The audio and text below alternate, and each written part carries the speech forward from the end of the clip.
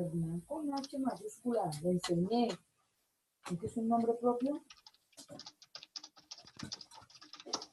Hizo el recorrido más largo, realizó.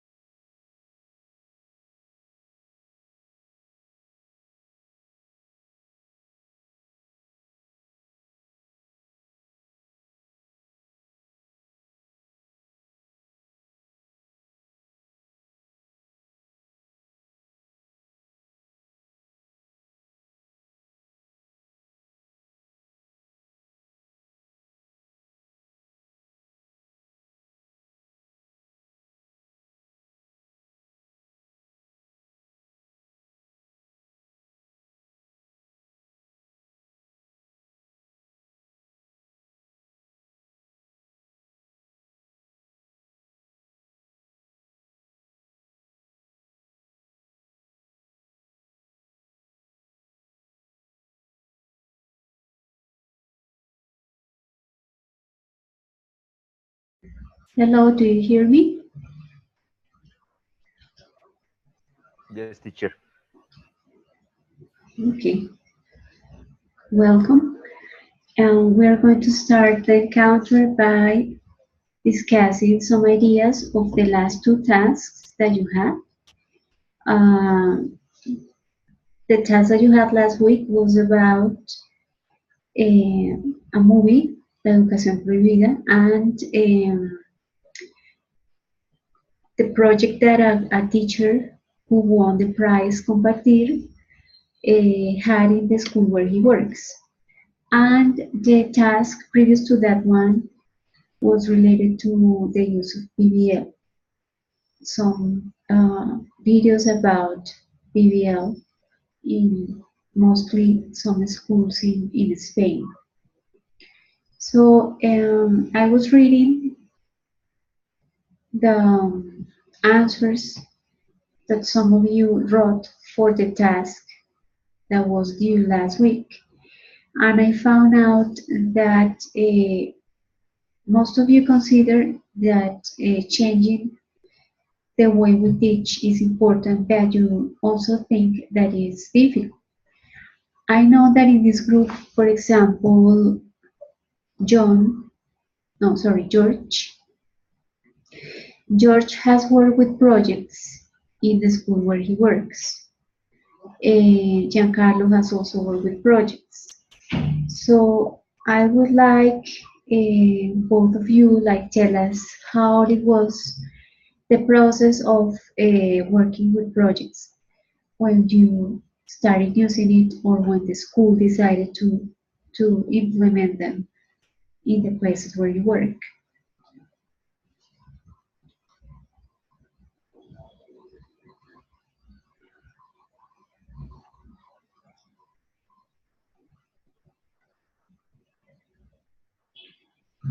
I don't know if somebody else has worked with projects, but as far as I know, Jorge and Giancarlo have worked with that. So I would like both of you tell Yes. us the experience at the school, how at the school and your personal experience with the process of using projects. Well, in Hello, my case, okay, go ahead, Jorge. okay, thank you, Carlo. Well, actually, okay, good evening, everyone. Actually, today we had the presentation of a project with the kids of 9, 10, and 11. We work with levels, so they are mixed. The three classes are mixed, and they work together in the project. They had to build a teamwork, and they had to, well, not only build like the model, which they did, but also like all the idea about the theme park, the name, why name, prices, or combos that they have uh, for, well, for the entrance, um, how they dressed, how the staff dressed, everything. And at the end, well, they presented to like we did like a fair. We had 18 projects, and people at school came and asked questions, and very enthusiastic. Actually, they talked all in English all the time, which was really great. And well, we at the end we did like some sort of assessment, another teacher and I, and yeah, we finished. Through the whole process, the thing is that at our school there is not like um, is not set. Well, the classes or what we have to do or what we have to take. We just have a book and we will give the classes that we have in the book. But with another teacher, we always talk and we do certain different things. And we started doing projects since last year, and this year we continue. But we are still getting, I mean, we're uh, starting, so we have like, we don't have like, how can I say it? Like a structure for it. Yes. So we are starting to like to model the thing in school all over again, so we can have exactly like in our videos that you shared, teacher, uh, dates where things that they have to do, what kind of project, what topics, and to be more organized. That is like our goal to do that. But we're starting, and it's actually really great because students are pretty much enthusiastic being assessed doing that, and it's kind of fun for them, for everyone actually. When you get to talk to them at the end, the questions that we asked, even for the basic students, the basic level, we were really surprised because they do really well. They did really well. So it was it's always kind of working with this kind of uh, uh, things or kind of I don't know plans. George, how long has the school been working on the projects? We started with these levels 9, 10, 11. We started last year, and the projects are the thing is that again is not that much organized at school in those kinds of things, and so it's are the things that we come up with. So for example, last year we started and we did uh we did kind of cool projects, like for example one that was had to do with um making a doing a business. So we played Shark Tank on students uh starting creating their own business and how much money they were going to earn, how much money to spend, and at the end the teachers were supposed to like buy the business or don't. And of course, assess they had to do a presentation, they had to answer sort of questions. We did that. We did also at the end of the year we're doing movies, and we do an award ceremony and we give prizes to best actor, actress, best movie, and everything. And this year we did the theme park in the first in this term, and we did a talent show the first term, and in the second I really don't remember which one we did. But okay, we have done. It's like really new at our school, and we're starting to well to do it with the other teacher. We have a new principal, so we expect to get together with her and well do it even better every time. Okay, George, some of your classmates consider that changing the way we teach or the traditional way to teach to new ways of teaching is difficult and is a utopia. I would Hmm. like you share with us how it started at the school where you are. And did, did the did the teachers decide to um, try with one project that implied two or three different subjects, or it was only one teacher who tried it first? What happened when the school decided to start implementing PBL?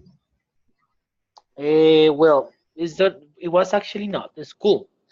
It was us, the teachers.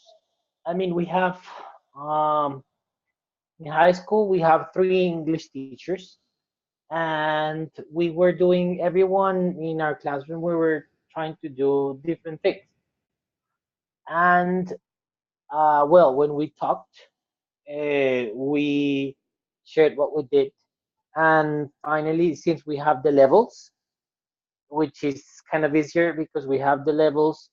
There are three classes actually at the same time, so it was easier for us to talk and to say, let's do this, and let's try to start doing it like this. Is let's start with this, and we talked and we just did it step by step.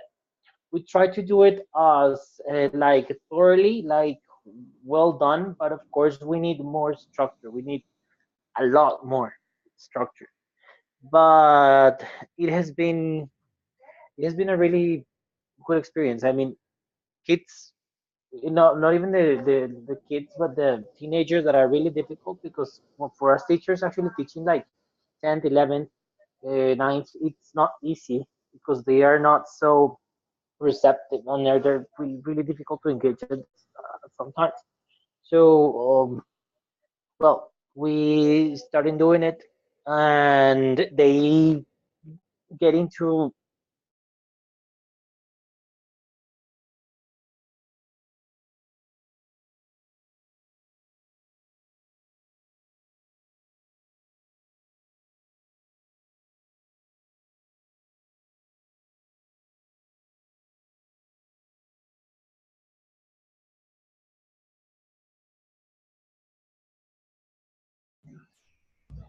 Jorge, we can hear you.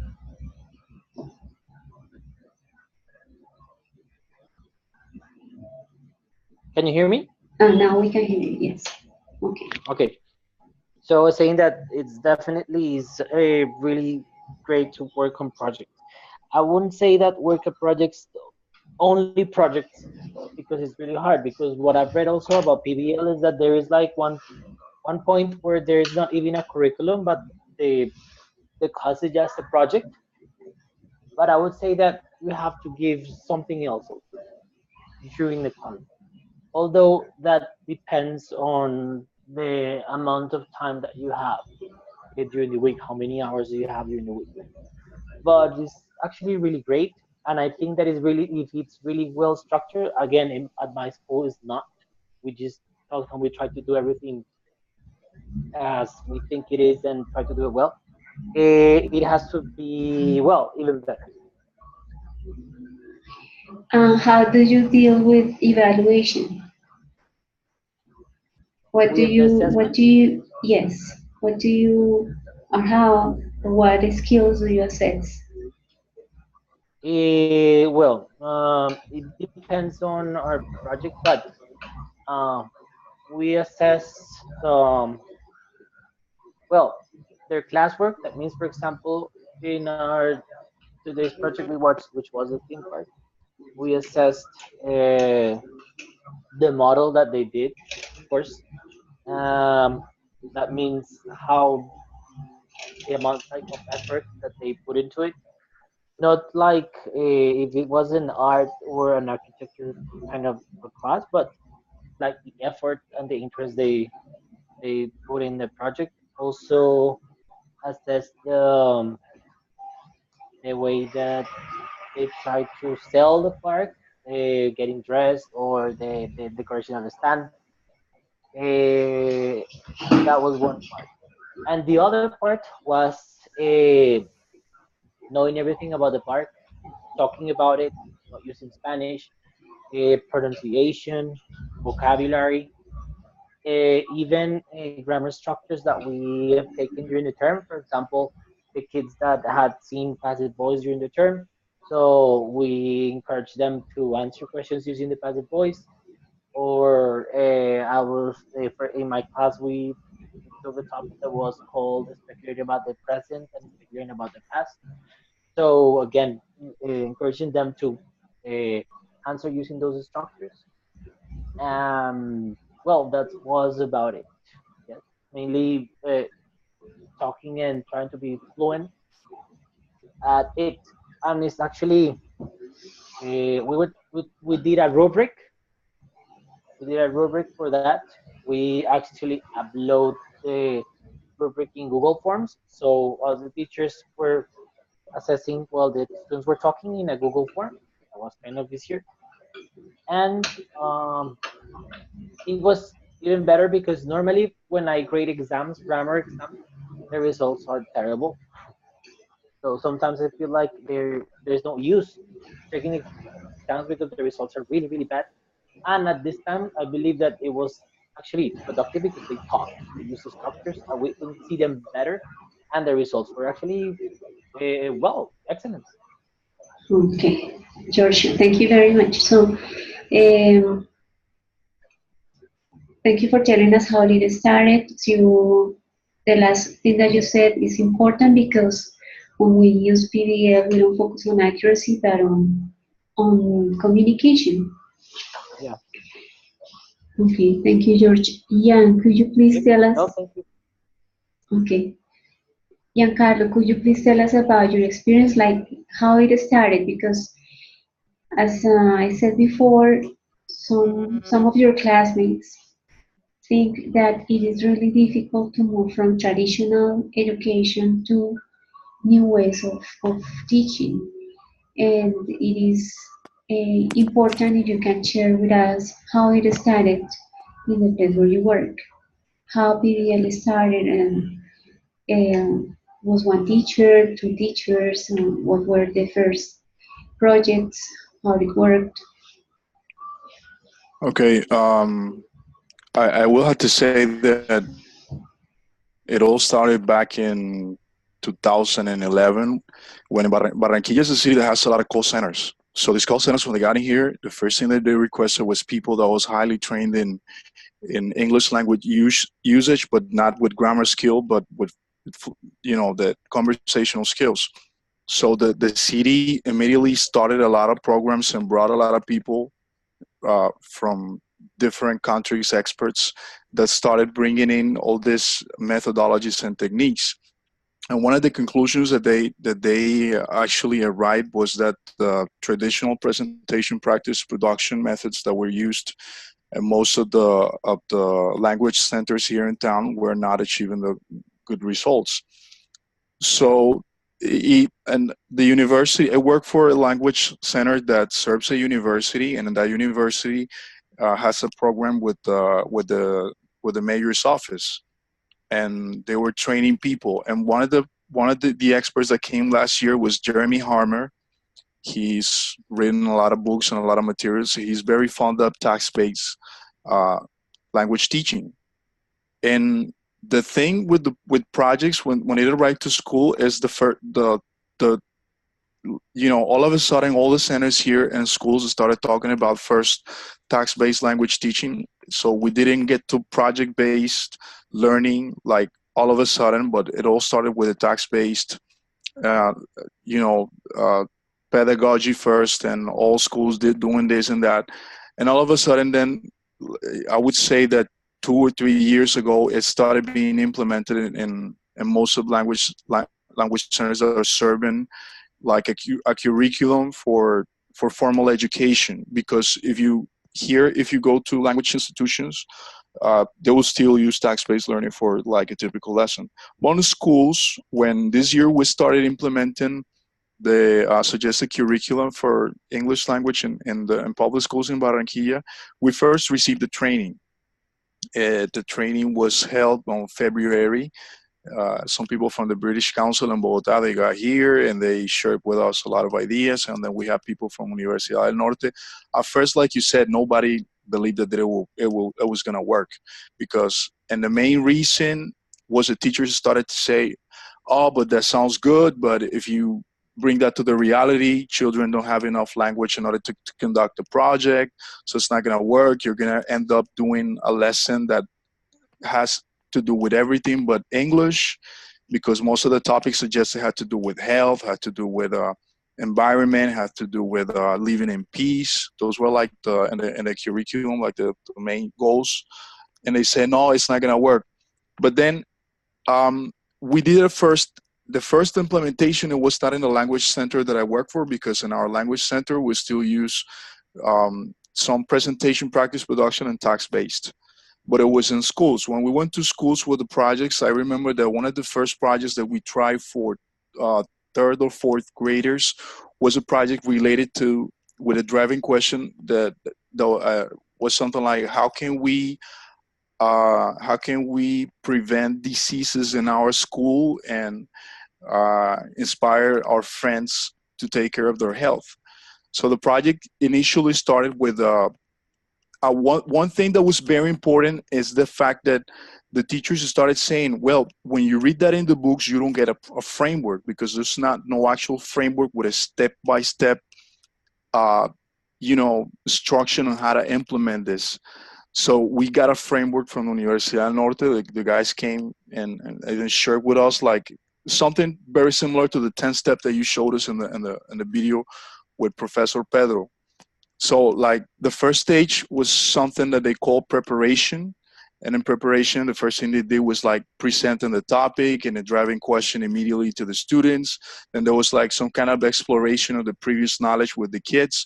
And that exploration, like the goal right there is to try to elicit language from the students, but at the same time to start detecting what is the language they need in order to conduct the project. And one suggestion that we received is, do not ever start the project if you're not sure that the kids have the language that they require to do it. Because if you attempt a project and you don't make sure that the children have the linguistic resources they need, and then it's going to fail, because they will end up speaking in Spanish. They will get motivated by by the project outcome itself, but they will not be using the language. So we got that exploration phase, and it's something that you can do in not only in 10 lessons, but you can do it in a whole month of lessons if you have a lot of frequency with the students. Then after you find out what is the language they need, then you do it's like a sequence of task-based lessons. And then after that, what you do is then you prepare material for the children in order for them to work, like flashcards. Sometimes you give them like study guides for the groups, because one important phase for them in order to work in projects, as they suggested, was to have them create groups and assign roles to the group so they can get to study together. As soon as they study the material, and when you see the lesson in which they get the language they need in order to conduct the project, is nothing different from a regular text-based language teaching lesson that you teach every day. The only thing here is that you start adding up all these chunks of lessons in order to get to a bigger outcome. Then in the development phase, you would input more language by presenting a video, having them to complete a chart, to model some dialogues in English about how to take care of health. For example, in the case of children, like you would present them with some diseases, and they will have to identify the diseases there, all the time using the language. And within the phase, at the end of this 3 or 4 lessons, they would come up with some ideas. Sometimes they would come up with ideas in Spanish. Okay, so how can we take care of health or prevent diseases from spreading in our school? They would say that in Spanish, but in the end, the teacher would turn that into English so they could design whatever they decide what they were gonna use they have to resolve the problem first for them within the classroom and present the results for them within the classroom, and then they decide to design something in order to share with the school. And there's the last process that was called something like consolidation, where they work in activities like reflecting on what they learned. Okay, we learned that in order to prevent diseases, we need to do this, and that. That is what we know, that we know how to say that in English. So let's work on something to share with the rest of the school. And that they would create like posters. They would do, for example, we had a case of a group of 4th graders who decided to present the results as it was TV host from a news program. And they recorded themselves and saying, okay, so this is the news for the Escuela Distrital del Campito, and we found that in the school we have these diseases, blah, blah, blah, and you should do this to take care of the diseases and to prevent it, with very basic language that they use, and they got to share that in a public event in the school. So my recommendation or my point of view is that sometimes we see things like difficult to implement, but it's probably because, one, we don't want to quit doing what we have been doing traditionally. Look deeper, it actually doesn't. Sometimes we don't get our students working on real language. And the other thing is that if you do the research, if you find how to do this properly, if you take your time, and if you get your resources, you will see yourself working a lot in order to get this done, because the kids are the ones doing everything by themselves. All you're doing is pretty much taking care that they're using the language and they're within the project until they get to the end of the process, when they show to the public whatever they have found in their research. Project-based learning has a little bit of problem-based learning because they're resolving a problem, and a little bit of task-based learning because every single session is something like, completing a task. Thank you very much, Giancarlo. What you said is very important. You can see, or teachers can see PBL as a series of tasks that are carried out every lesson in order to answer the driving question. And also what you mentioned, that the places where you have worked moved from presentation practice production to TBL to project base is important, because since PBL requires group work, it is necessary to have students work in groups first, to rehearse on working in groups. first with some lessons before we actually have them develop or work on a project. But well, it is not something that cannot be done.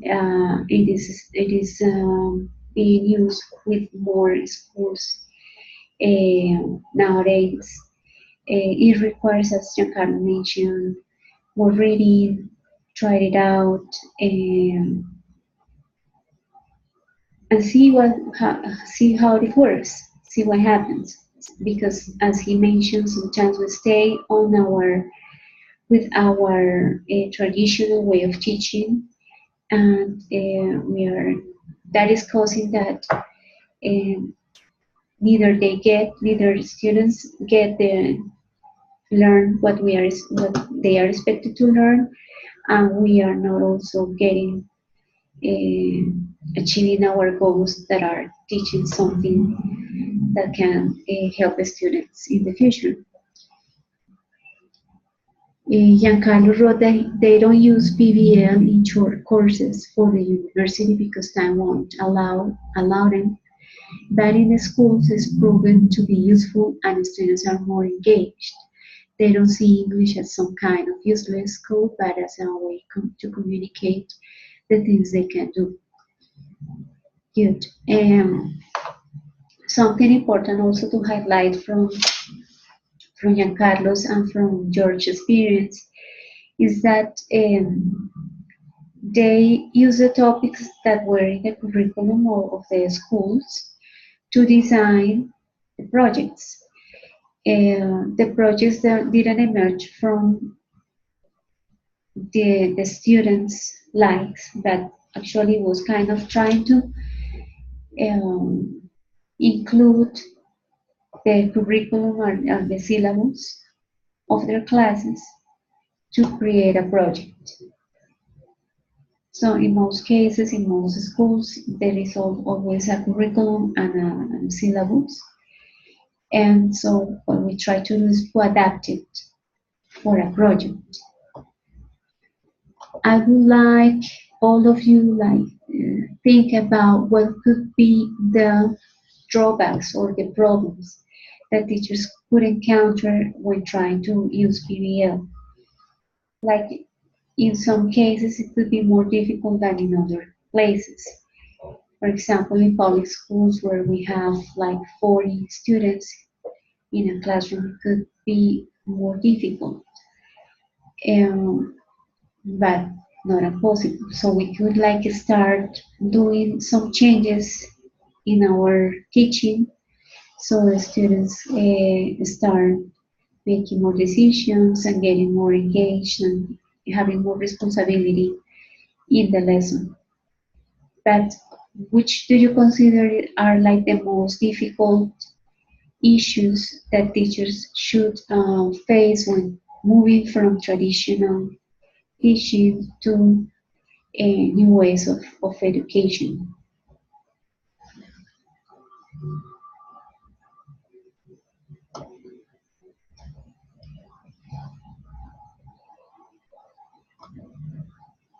Yeah. Excuse me. I think the most important fact is that this kind of teacher have to change better his mind, because when we are working in a traditional way, even even in our role as a teacher, we get bored. So in my case, I like to use the the new technologies and all that stuff in my classes. And personally, I prefer to work on projects, and it works to me, and my students likes a lot to work in that way. But when we are going to make a change, we have to change our mind, and also we have to learn how to teach again using those elements, because they are important. In this moment, we are working with teenagers, or in my case. So they are always focusing on the mass media and the social networking and all that stuff. So I have to figure how to use those resources and the aims that my students have to take advantage of that situations and get involved in this new technological way to learn. Thank you, Sharon. So one way is to start changing our minds about how to, as you mentioned, implement, for example, technology in the classroom. That is a start. Uh, Yes. Probably if teachers don't want to use PBL, but they want to start making changes, it could be by as you mentioned, taking into account the students' interests, which are actually technology and social networks, and try to find out how we can use that in our classes. Yes. Okay, thank you, Sharon.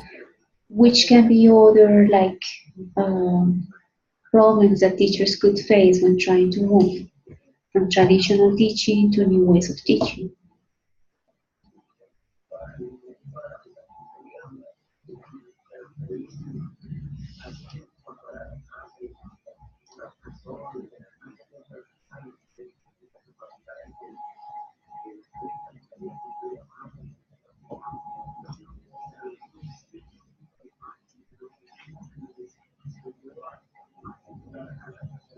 Well, I think that one of the problems could be to change the curriculums because some of the traditional schools are not prepared to move to the new methodologies in order for students to learn English or second language.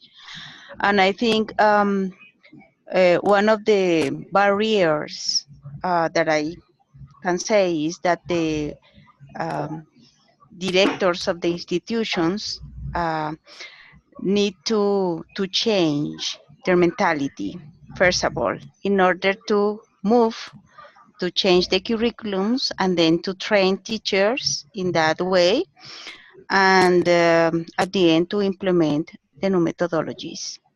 And That I think it could be also a job that people need to do with the communities, especially for public education, because I think the social environment is a key issue for to implement new technologies. it is. So sometimes in public schools, implementing new technologies is not easy. In other public schools, they already have that technology, but they are not using it.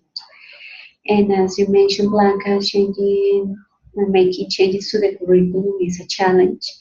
As Professor Bermudez mentioned in the videos, it was a hard task to have the school understood that there was something that needed to be changed in the curriculum at the place where he worked in order to address the problem that they had with teenagers pregnant pregnancy at the place where he worked.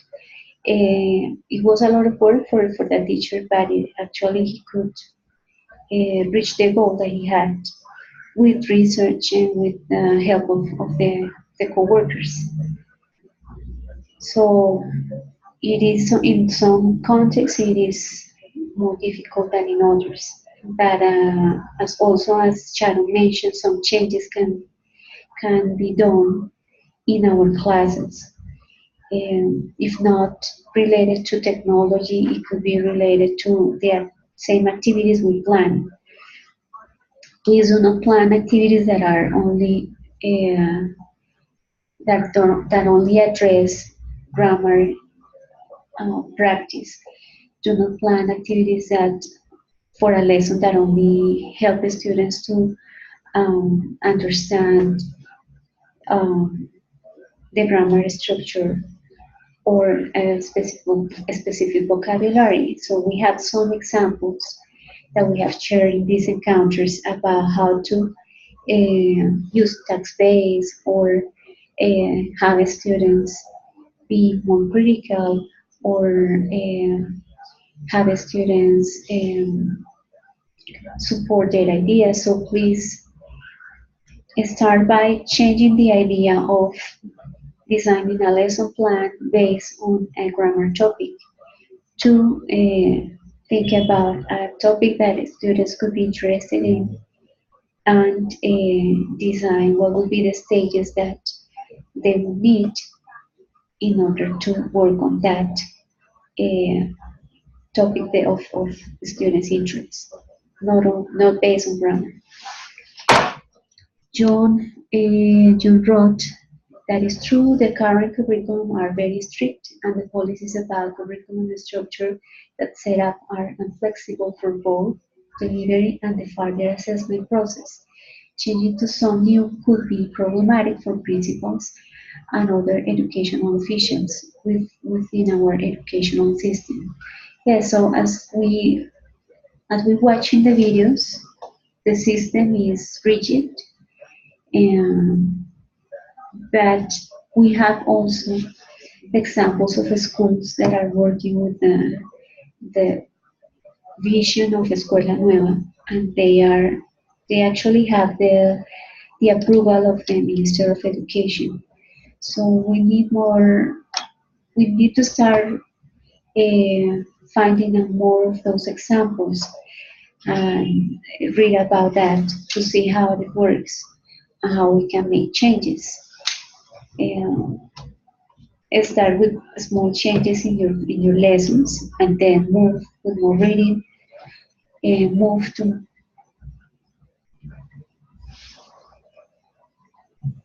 to more complex objectives.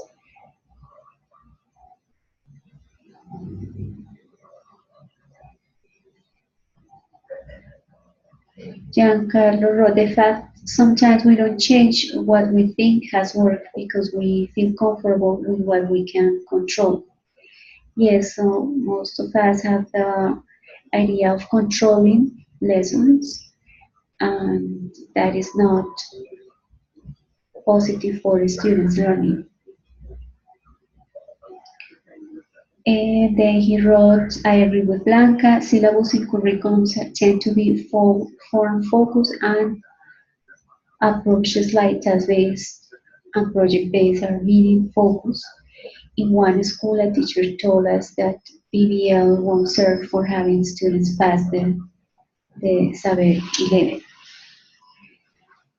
Okay, so this is because, as I mentioned before, we need to get more informed about how some schools have changed or have moved from traditional education to new ways of educate.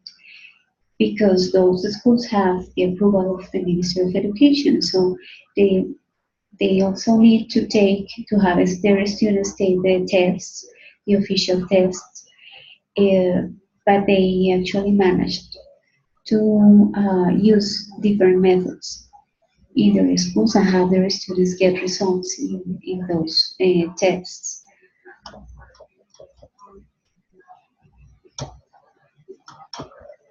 Okay, what other issue do you consider could be a problem when moving from traditional to new ways of teaching?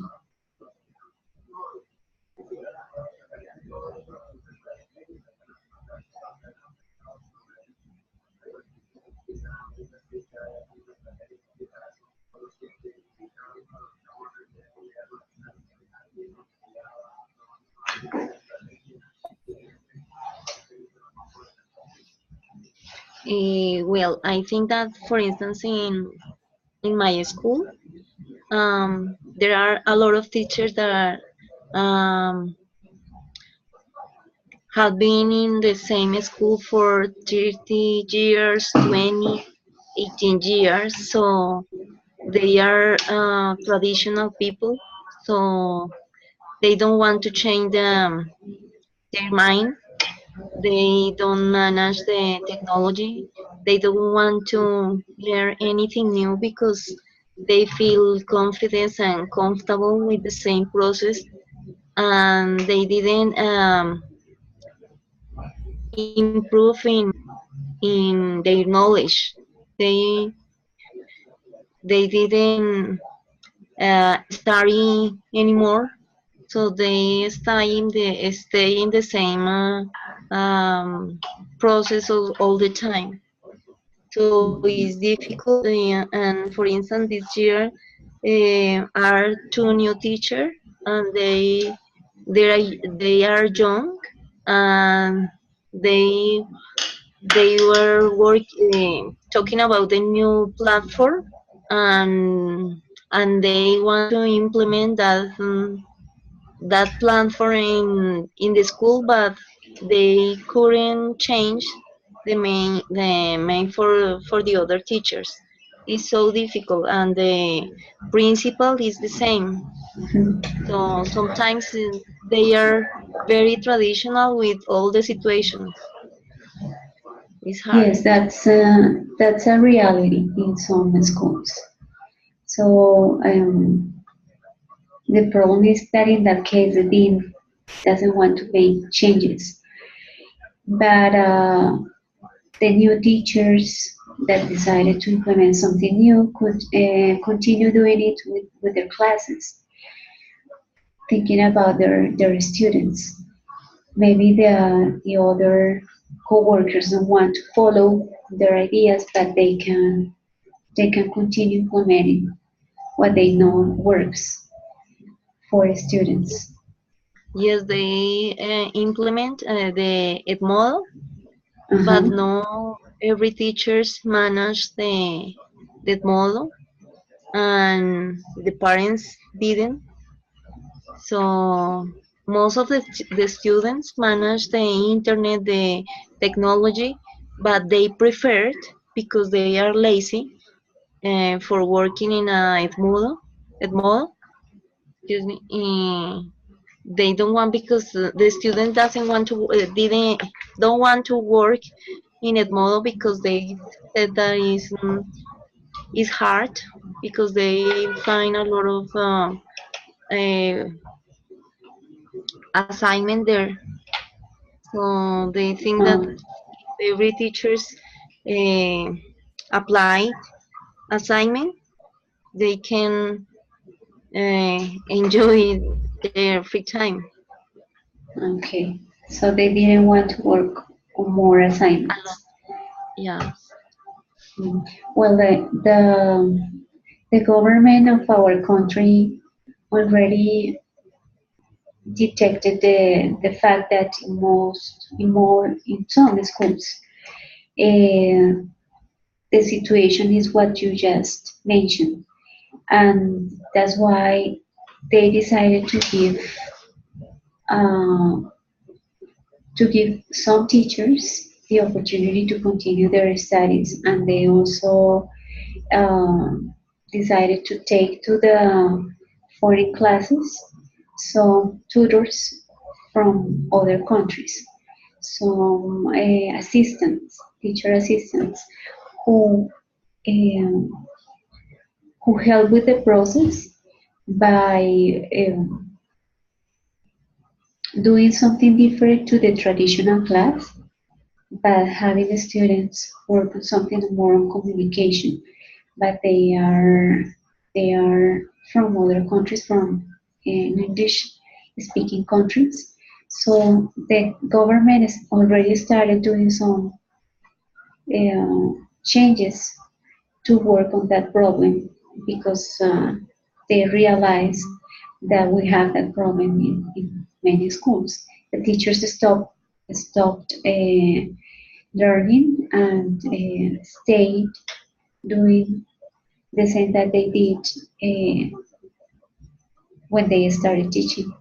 And well, that doesn't work anymore, or doesn't work the same way, or doesn't work, that don't have the same, those styles of teaching don't have the same effectiveness as new ways. that will not work better. Yes. Okay, Liliana, thank you. Does anybody else have any ideas about things that could be difficult to move from traditional to new ways of education?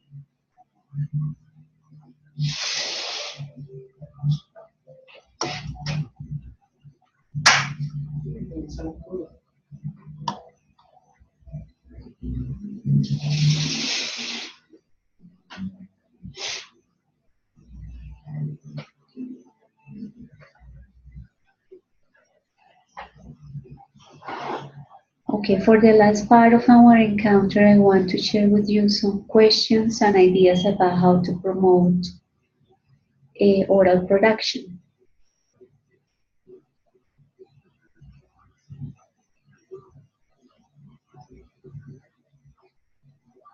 So the first question for all of you, probably Lida or Joanna, Tiffany, Lina. So why do you think students don't express themselves effectively when they are asked to participate orally? What could be the reasons why that happens?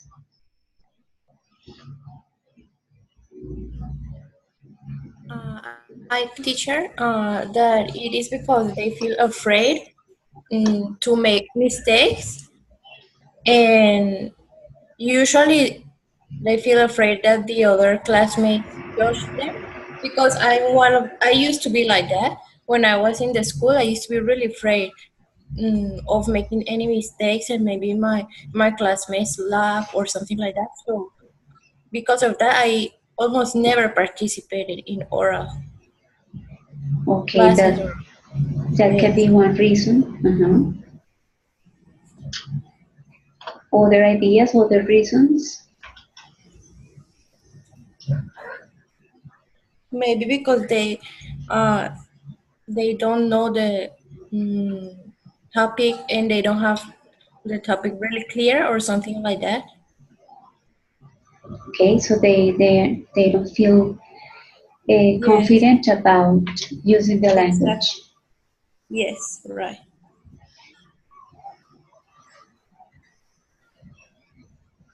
Okay, Lida wrote that she considers that self-confidence is the main issue. They have been overcorrected by teachers and became afraid to participate.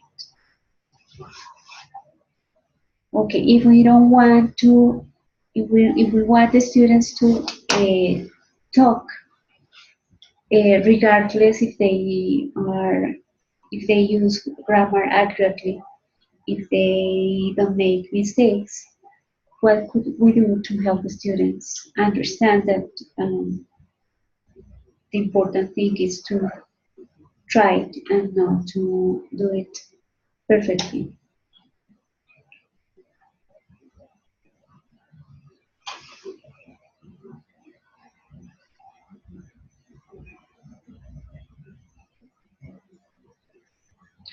Blanca wrote, sometimes they don't understand the questions very well and they are afraid to ask again in front of their classmates. And Liliana wrote, I think they don't feel comfortable with the teachers or the activities in the class. Okay, so that could be some causes.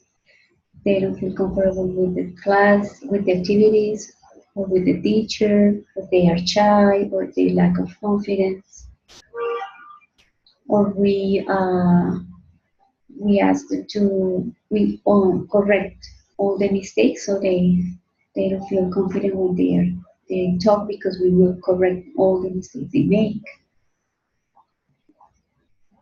Sandra wrote the shyness of the students and the lack of security that older people can give. Okay, how can we provide students with a nice environment and so they don't feel that they will so that they feel confident when we ask them to participate? What can we do to create that environment of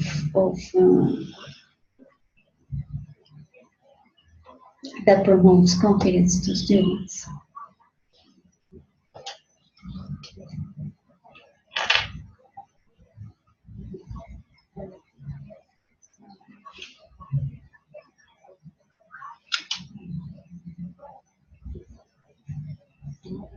maybe teacher the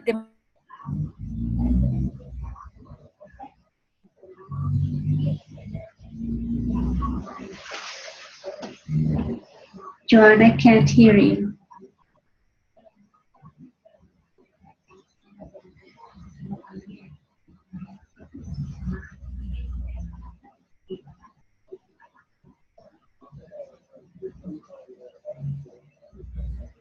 Joanna can't hear you. Could you please type? to do the performing.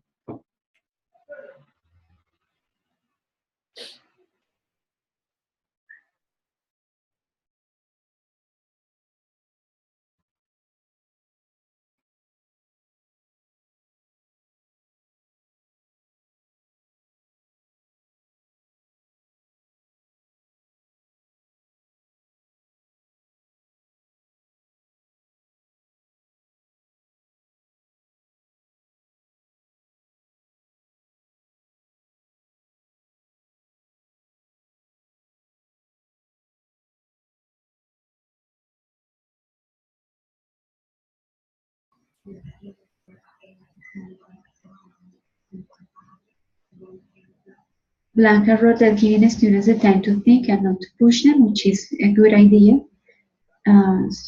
So have them the time to organize their ideas. And Joanna, could you please repeat because I couldn't hear you? I'm sorry about that. Elena wrote, I think maybe we could start with short phrases in order to help them start feeling comfortable when they talk. Exactly. And if we are with beginners, we need to have students produce short phrases at first. Liliana wrote, when I care about their abilities and difficulties and I as a teacher can understand them in order to help them. I think it is important to learn their names. It's important to talk with them in a good way. That's very important. If we get to have a good rapport with students and we get to know them better, so it will be easier to teach something to them. Teacher, excuse me. I also think that some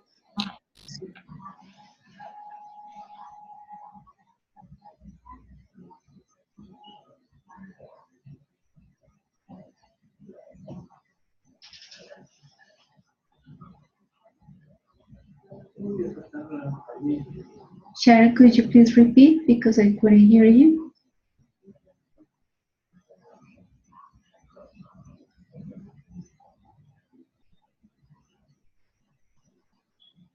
Sharon,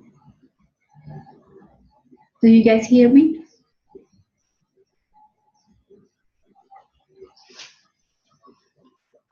Okay, so Liliana can hear me. Sharon, could you please type your idea? Joanna, could you please repeat your idea because I couldn't hear you?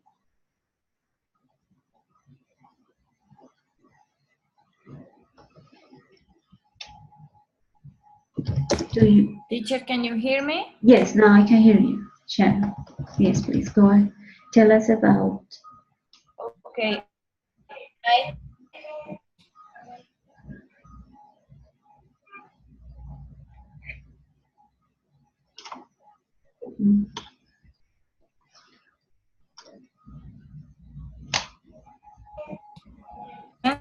that we're lazy too, because sometimes we're making quite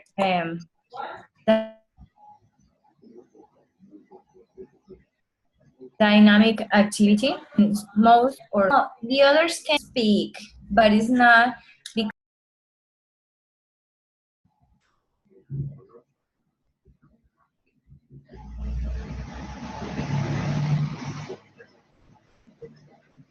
Do you hear me? I stopped sharing the screen on my video to see if it works.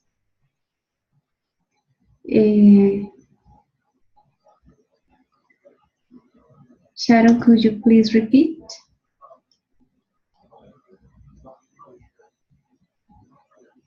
Okay, Blanca. So I stopped my video and I stopped sharing the screen to see if it works better. And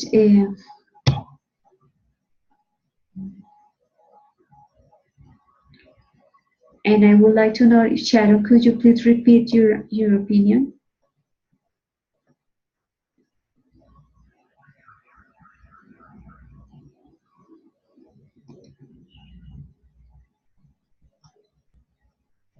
Sharon?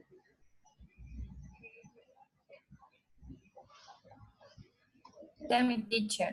Okay, sorry, could you please repeat? I said that some students are lazy about the work or the dynamics that we can figure in our classroom. So they know how to manage language or use it and all that thing, but they thought that because the others already did the activity, why they have to do it. So I think the laziness It's an issue. Okay. is another issue. Okay, thank you, Sharon. Good. So most of what you already mentioned is what I had in the presentation. I mean, some reasons why the students are reluctant to participate is because we promote more accuracy than fluency, or because we don't give them enough time to think, to organize their ideas, because they feel shy when they are going to participate. So we can give them more time to think. We can stop correcting all the mistakes that the students make. We can help the students to understand the language before we ask them to actually produce something. So, for example, with beginners, we need to ask them to practice a lot in small groups or in pairs before we ask them to participate in front of the class. Because if they don't rehearse the necessary times that they need, they are not going to feel confident when we ask them to answer a question in front of the whole class. So it is also important that students understand that making mistakes is normal, and that that's part of the lessons. And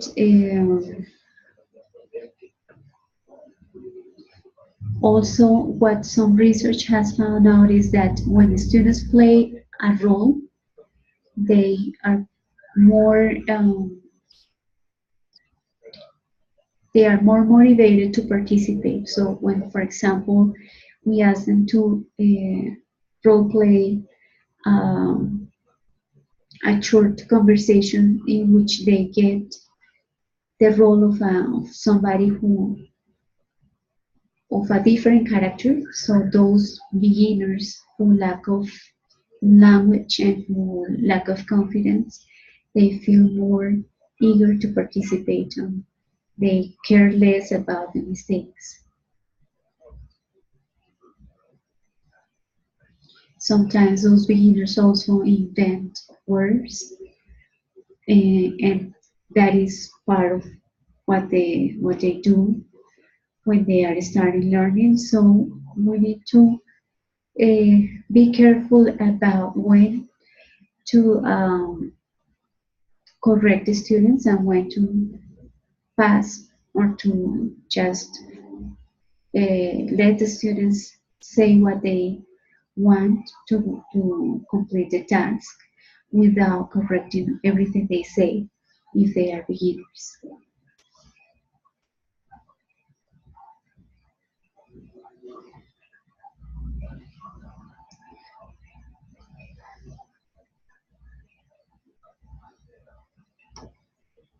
Okay, do you guys hear me?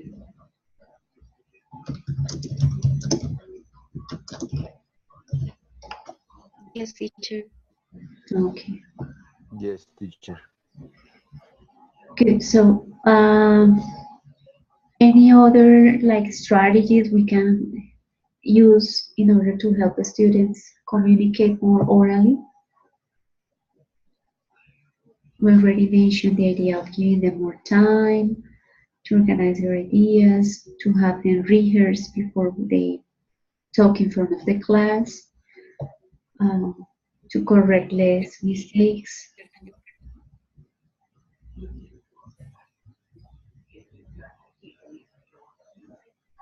Teacher, Yes? and help them overcome fears from home that they can talk to their families, and in school that discuss their experience, the things they like, is to say they can speak with confidence, so